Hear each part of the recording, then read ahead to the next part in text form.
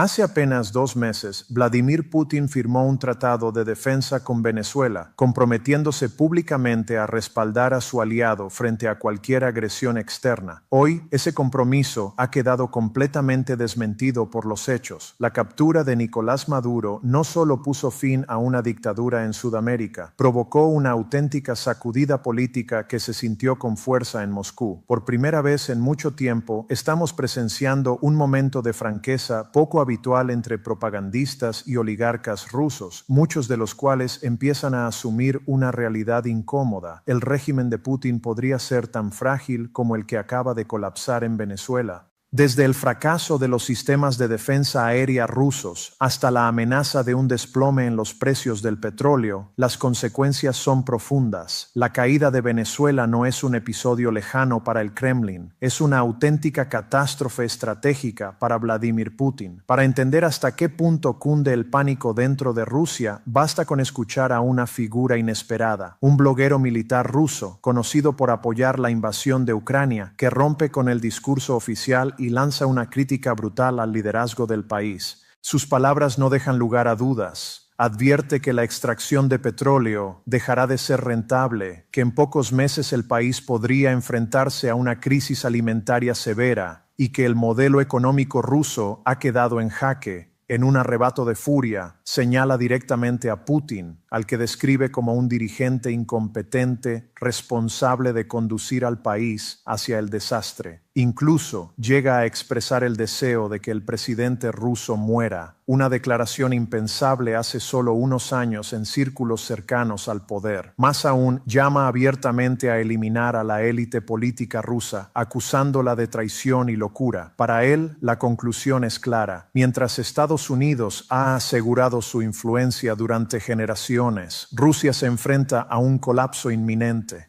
Este tipo de discurso resulta extraordinario viniendo de alguien alineado con la guerra en Ucrania. Sin embargo, no se trata de una voz aislada. Oligarcas rusos, muchos de ellos estrechamente vinculados a Putin, están lanzando advertencias similares. Uno de ellos, Oleg Deripaska, una figura influyente del entorno del Kremlin, ha expuesto con un lenguaje más diplomático, pero igualmente contundente, el dilema económico al que se enfrenta Rusia. Según su análisis, si Estados Unidos consolida el control sobre los yacimientos petrolíferos venezolanos, algo que en la práctica ya está ocurriendo, pasará a dominar más de la mitad de las reservas mundiales de petróleo. El objetivo, sostiene, sería mantener el precio del crudo ruso por debajo de los $50 por barril. En ese escenario, el modelo de capitalismo estatal sagrado promovido por el Kremlin se vuelve insostenible. Sin recortes de costes, sin abandonar proyectos grandilocuentes carentes de experiencia técnica y sin la participación del sector privado para fomentar la competencia, la presión recaerá sobre las empresas privadas, que son precisamente las principales contribuyentes al presupuesto federal. En términos sencillos, Rusia ya no puede respaldar económicamente las promesas políticas que Putin sigue haciendo. Y resulta revelador que, en medio de este escenario, el debate en Rusia se centre mucho más en el impacto económico que en el tratado de defensa firmado con Venezuela hace apenas 2 meses. Un acuerdo en el que Putin garantizaba protección frente a cualquier agresión y en el que Maduro depositó gran parte de su confianza. Maduro, de hecho, hablaba con frecuencia de ese tratado y presumía de la fortaleza de sus defensas aéreas, asegurando que jamás fallarían. La realidad, como veremos más adelante, fue muy distinta cuando aeronaves estadounidenses entraron en el espacio aéreo venezolano. Pero antes de llegar a ese punto, conviene detenerse en una cuestión clave: el golpe que todo esto supone para la economía rusa. Este análisis no proviene de observadores occidentales ni de críticos externos. Procede de un periodista ruso que lanza una advertencia inquietante. El régimen de Putin podría correr la misma suerte que el de Venezuela. La razón es simple y profundamente preocupante para el Kremlin.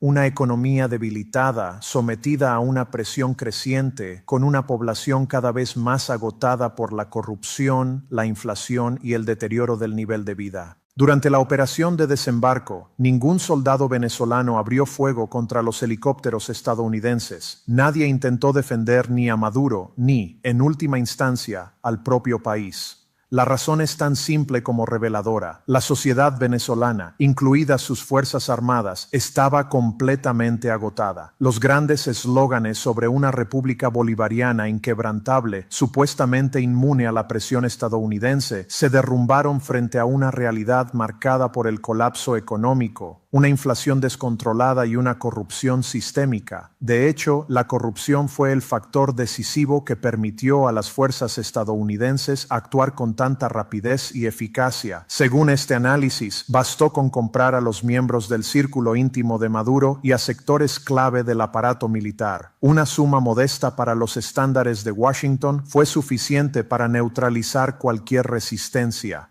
Conviene detenerse un momento aquí porque este argumento se ha convertido en la nueva línea de defensa del discurso ruso. Moscú no quiere admitir que su llamada Operación Militar Especial, anunciada como una campaña de 3 días, continúa casi 4 años después sin resultados concluyentes. Frente a eso, Estados Unidos habría entrado en Venezuela y salido en apenas 2 horas y media. La explicación oficial rusa es sencilla. El ejército venezolano era corrupto y, por tanto, fácilmente comprable. El problema es que este razonamiento se contradice con otros argumentos que el propio Kremlin repite de forma constante. Al mismo tiempo que acusan a Venezuela de corrupción extrema, los propagandistas rusos insisten en que el liderazgo ucraniano es el más corrupto del mundo. Sin embargo, Rusia no ha sido capaz de comprar a Volodymyr Zelensky ni de desarticular la resistencia ucraniana. La lógica se desmorona bajo su propio peso, pero en un sistema donde la propaganda y la desinformación son exportaciones clave, la coherencia nunca ha sido una prioridad.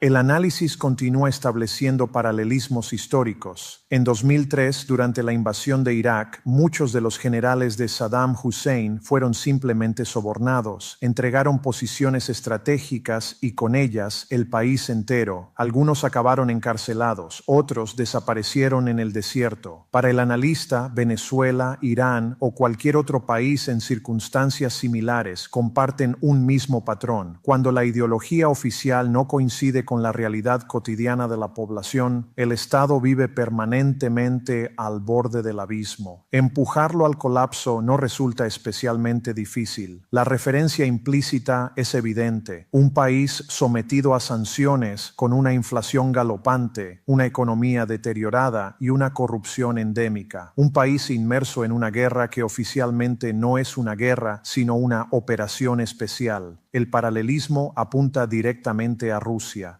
Es en este contexto donde entra en escena una figura clave del pensamiento político ruso contemporáneo, Alexander Dugin, a menudo descrito como el ideólogo del Kremlin o incluso como el cerebro detrás de la visión geopolítica de Putin. Dugin ha defendido abiertamente que Rusia no solo debería dominar Ucrania, sino ejercer control sobre Europa en su conjunto. Ha llegado a afirmar públicamente que si Ucrania no se rinde, debería ser destruida mediante el uso de armas nucleares. Tras los acontecimientos en Venezuela, Dugin ha reaccionado con una mezcla de alarma y urgencia. En sus declaraciones insiste en que Venezuela pertenece a Rusia, al igual que Irán, y subraya que lo verdaderamente esencial es que Ucrania quede bajo control ruso. Llama a actuar como lo haría Donald Trump, pero de forma más rápida y más contundente. Una afirmación que resulta especialmente irónica si se tiene en cuenta que la invasión rusa ya se prolonga desde hace más de 4 años. Dugin va más allá. Sostiene que la captura de Maduro ha puesto sobre la mesa un factor decisivo, el tiempo. Según él, todo se está acelerando y Rusia no solo necesita ganar en Ucrania, sino hacerlo con rapidez, de manera decisiva y convincente, utilizando cualquier medio necesario y asumiendo cualquier coste. En su visión no hay espacio para distracciones ni consideraciones secundarias. Para este ideólogo, controlar Ucrania es la llave de acceso al llamado Club de las Grandes Potencias. Sin ese acceso, advierte, el futuro de Rusia y de cualquier Estado que no logre consolidar su poder es sombrío.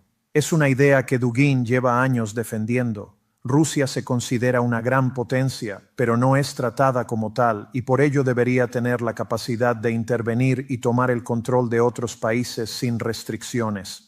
Sin embargo, hay un factor que contradice frontalmente la visión de los ideólogos del Kremlin, la realidad del rendimiento del armamento ruso, y Venezuela ofrece un ejemplo especialmente revelador. Según la información disponible, el país contaba con 12 sistemas de defensa aérea Buk de fabricación rusa en servicio activo. Durante los ataques estadounidenses, esos sistemas no respondieron, no abrieron fuego. Todo apunta a que fueron neutralizados o destruidos en la primera oleada de ataques. Las imágenes disponibles refuerzan esta conclusión. No se observa resistencia aérea significativa, y esta valoración no procede únicamente de analistas occidentales. Incluso propagandistas rusos y blogueros militares afines al Kremlin se han visto obligados a debatir públicamente por qué los sistemas rusos resultaron, en la práctica, ineficaces. Mientras tanto, aviones y helicópteros estadounidenses operaban con notable libertad en el espacio aéreo venezolano. Uno de estos blogueros señala un detalle especialmente significativo: la aparición de imágenes que muestran a un helicóptero estadounidense AH-1C Viper atacando objetivos desde una distancia extremadamente corta. Ese solo hecho sugiere la ausencia casi total de defensas aéreas operativas en la zona. Es una señal inequívoca de superioridad aérea. El contraste resulta aún más llamativo si se tiene en cuenta la magnitud de la inversión venezolana en armamento ruso. Entre 2005 y 2008, Caracas adquirió aproximadamente $4.000 millones en equipos militares, cazas Su-30, helicópteros de ataque y transporte, armas ligeras, misiles portátiles, todo financiado mediante exportaciones de petróleo. En 2009, además, Moscú concedió un préstamo adicional de $2.200 millones, con el que Venezuela encargó artillería autopropulsada, sistemas de lanzamiento múltiple de cohetes, vehículos blindados y, de forma destacada, sistemas de defensa aérea S-300.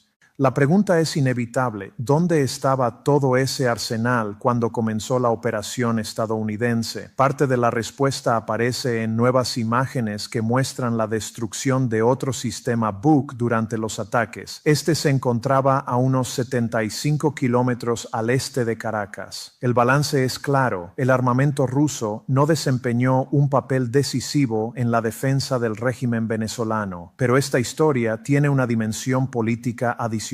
Venezuela fue uno de los pocos países del mundo que apoyó abiertamente la invasión rusa de Ucrania desde el inicio, en 2022. Con la caída de Maduro, ese respaldo desaparece, y hay líderes que no han ocultado su reacción ante este giro de los acontecimientos. El presidente ucraniano, Volodymyr Zelensky, dejó clara su postura al señalar que, frente a dictadores de este tipo, Estados Unidos sabe perfectamente cómo actuar. Un comentario breve pero cargado de significado político. La reacción en Moscú no se hizo esperar. El expresidente ruso Dmitry Medvedev, conocido por su retórica agresiva y por haber bloqueado medios críticos, publicó una declaración furiosa. Describió la operación estadounidense como un ejemplo de pacificación brutal en un país soberano que, según él, no representaba ninguna amenaza. Criticó la captura del presidente venezolano y su esposa, a quienes calificó de legalmente electos, aunque evitó explicar por qué Rusia había enviado mercenarios del grupo Wagner en 2019 para proteger a Maduro de protestas internas. Medvedev fue más allá.